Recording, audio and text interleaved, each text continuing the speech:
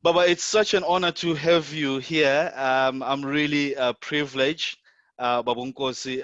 You are loved by this country. You are really, really loved by this country for your gentleness, your humbleness, and your amazing, magical voice. Baba, can you just tell us? um, you're going to tell us a little bit about yourself, but let me just introduce myself, perhaps to your followers and those who will be watching this video. So my name is Chris Thwala.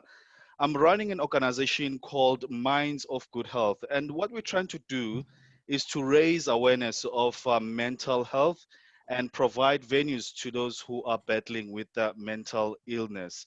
Um, and so in the last year, I've been interviewing role models, public figures, celebrities, just to encourage South Africans on how to remain positive, on how to remain positive during this dire period, because it's been really, really hard. And a lot of people have had a great input, and a lot of people have been encouraged indeed.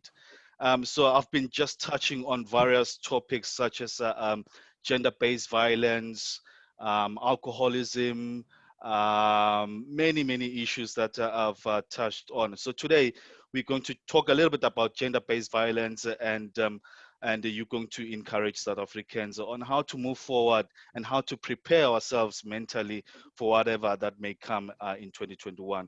So won't you just first tell us a little bit about yourself, please?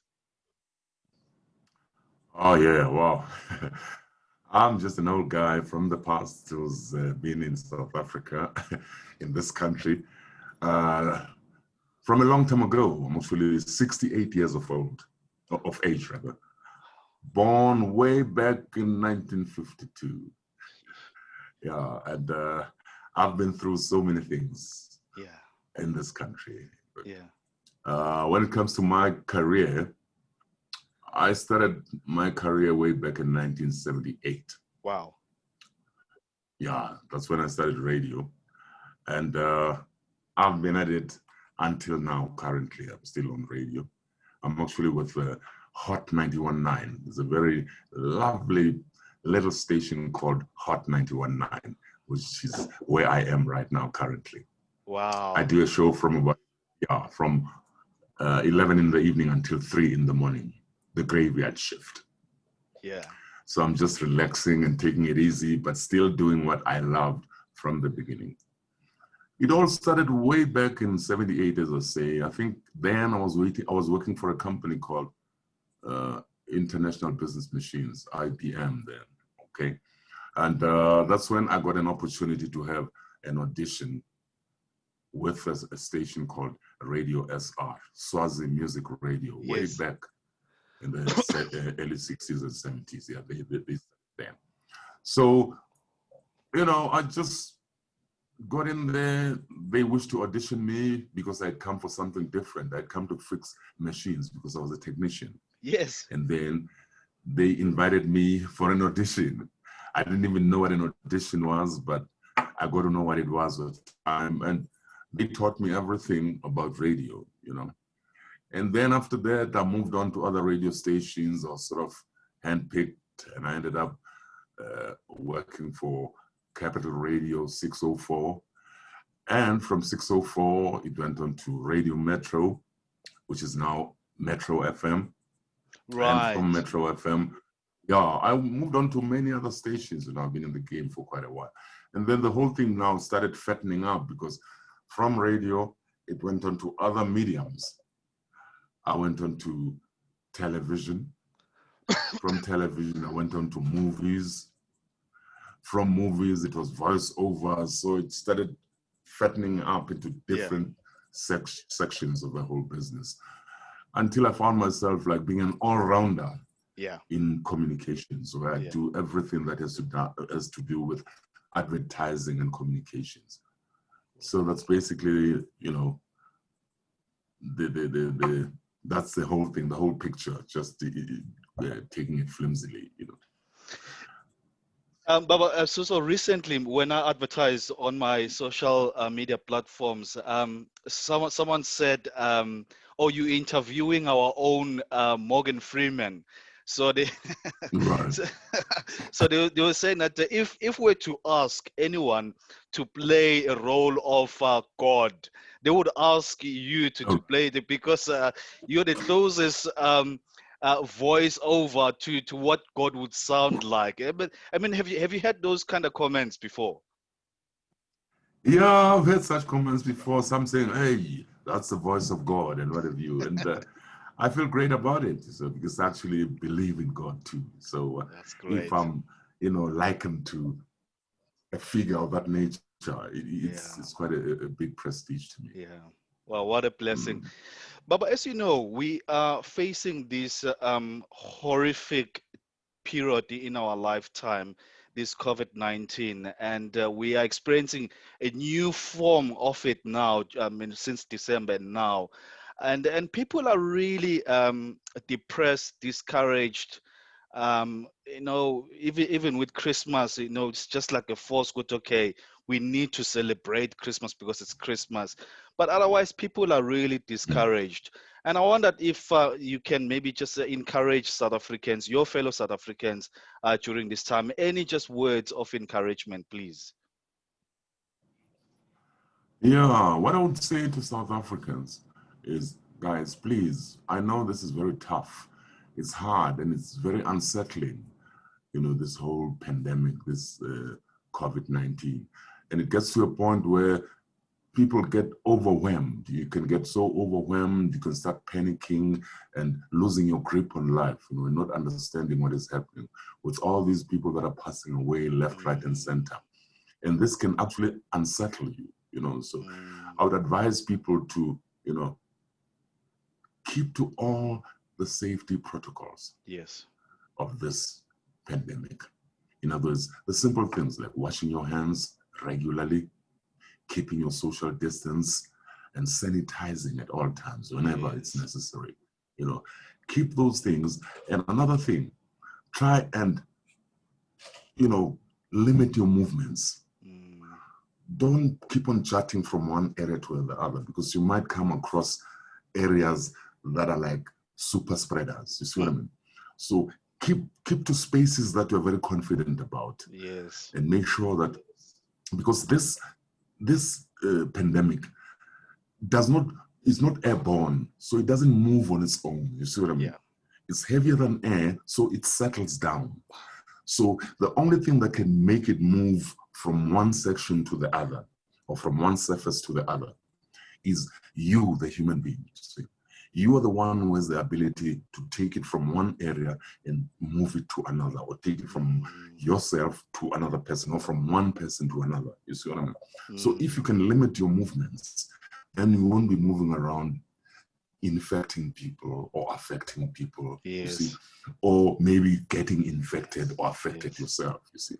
So this thing of saying stay at home is a very good advice, because if you Yeah. stay at home, you stay within, you know, areas and surfaces and environments that you are sure are clean, because that's your private space, you see. But Mm, if you move outside, you never know where you can actually get in touch with this COVID-19, you see. mm, So mm, that's why I would say, please try and limit your movements. Don't be moving mm, from place to place, going to big crowds that you don't understand. You see what I mean? Because mm. that's how you are likely to pick it up without even knowing, and then go and spread it to your very loved ones, the very people Yeah. that you care Yeah. about. Yeah. Yeah. Baba, you touched on the point, Guti, people must stay at home. But abanye abantu, especially women and children, at home they are staying with monsters. They're staying with men who have no moral capacity at all. Men who take advantage of women and beat them up and eventually kill them. And gender-based violence is a key topic in my heart because I think we haven't really valued women and children in our society. They're at the bottom pile of our society structure. And I value you personally. I value you as one of the um, upright man with good ethics, and a lot of people look up to you. So when you act as a grandfather, other people, they want a grandfather like that. Other people, when they hear your voice on the radio, whatever words you say, they can identify with that and say, I wish that was my dad. I wish that was my grandfather.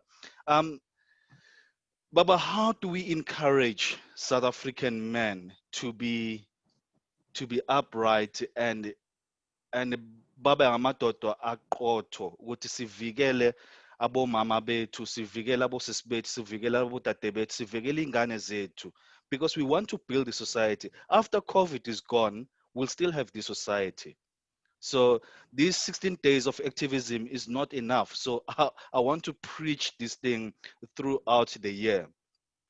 So any words of encouragement or pointers about this gender-based violence, please? I agree with you. This thing is a monster. It's terrible, actually, this GBV, because it's something that's like a sickness, especially to us men, you see, because, you know, it goes back to how a man was raised at home, you see. If you're raised by a home or a family that is not upright, then you don't inherit any uprightness from your home base, you see. So it means something has to be done about men. We men have to come together, devise means or find a way of getting so that men who didn't get this basic knowledge from the home front can actually be able to get it from male organizations that will be trying to build males to be upright citizens. Because I think that's where we lost it, you see.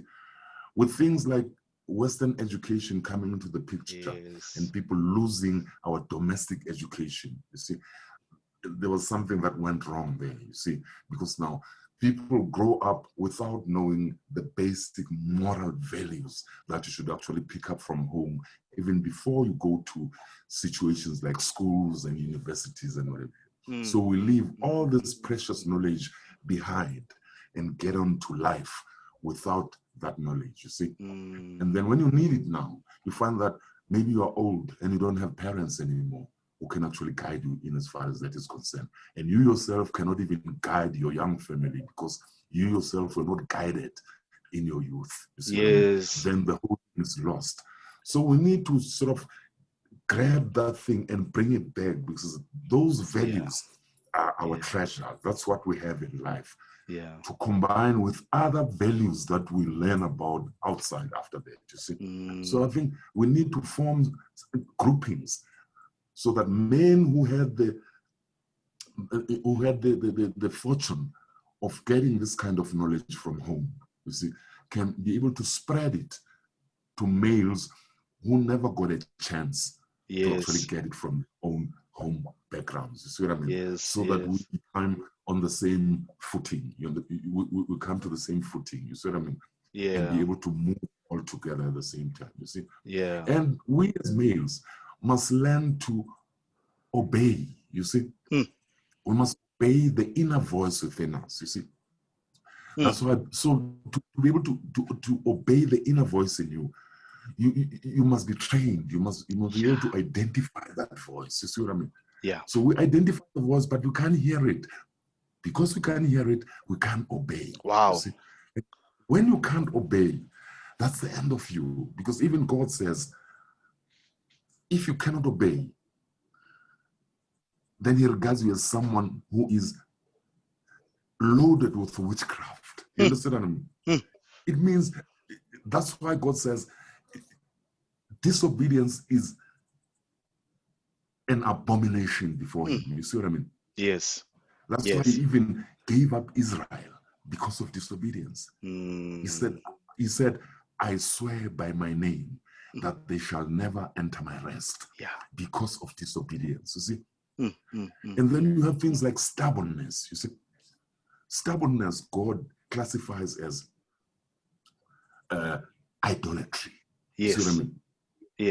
So it means if you're a stubborn person who does not listen to reason, you are like someone who is an idolater. In other words, you have other gods other than your own God. You see what I mean? Mm. So these are the little things that we have to train ourselves in, but we need to come together and be certain organizations, you see what I Yes. mean, that will teach and bring every male on Yes. board, you see what I mean? Yes. So that those that never got it at home must be able to get it from society. So we must Yes. form social outfits that will mold people who didn't have the fortune of having this at Wow. home. Wow. You Wow. see what I mean? Wow. Because we Wow. all come from different backgrounds. Some of us are, come from a setup of being orphans and stuff like that. So Yes. they'll never have had anyone to teach them. But we who had that privilege are the ones who should teach other men as to how to go around this. Yes. Baba, it's so true what you're saying, that we must form some sort of cohesiveness as men and come together and listen to that deeper voice. And sometimes it's not a deeper voice; it's a little child crying for love. For me, the way it worked, because I grew up without a real male figure in my life, and when I first was introduced to romantic love, there was this sort of anger, because I was not taught how to love another person, a woman for that matter, and that sort of made me to be uneasy and to be regular a bit, and with the help really of the modern therapy and everything. So you have to go and sit and say, "Good, this is how I'm feeling." But instead, Yeah. I think many of our men, they don't do that. They actually get angrier. They get angrier ukuthi ayibo ngengizotshela umfazi ukuthi ngenzeni. Ngengizotshela umfazi ukuthi ngenzeni. We am control. And so we cannot even control lento le engaphakathi kithi. And so kumele ukuthi iphume, and mephuma, it goes out to the vulnerable members of our society. Yeah, usually when you say ngengizotshela umfazi, yabo, it's because it's a cry from within endodeni. Ngengizotshela umfazi when mina ngitshelwa uzibani bani. Uyabona into engisho? So it means you must first, uthole that freedom. Yeah. When before you can free someone else. You see, you can't free someone else unless you yourself are free. You see? Yes. Yes. So you can't be told if you can't tell anybody if you haven't been told. You understand what I mean? It means this thing must happen to you first. Yes. Love yourself before you can love someone else. You see? Yes. Yes. Have knowledge before you can, teach someone else. You see what I mean? You must be taught. You see what I mean? Yeah. So you must learn to accept before you can expect someone else to accept what you say. You see? Then you'll be able to listen. You'll be able to listen because, in other words, you'll be heard because you yourself are able to listen. You see what I mean? Wow. Baba, we spoke briefly on the phone the other day about the possibility of having the men's conference. I'm not going to say much about it. It's going to be great if we can arrange that, God willing, because I think many of our men, and I think even teenagers, need to attend sessions like that, a men's conference on how to be a man, really. So, Baba, let me thank you for your generosity. You've been absolutely fantastic and being generous with your time, and pearls of wisdom indeed coming from you. So Baba, thank you very much. Ngiyabonga kakhulu for isikhathi sakho Baba. uNkulunkulu akubusise. Thanks very much, Baba. I hope next time I'll have time to prepare and have something very comprehensive. No, this was great. This was great. Ngibonga kakhulu Baba. uNkulunkulu akubusise. Okay. Thank you very much. God bless.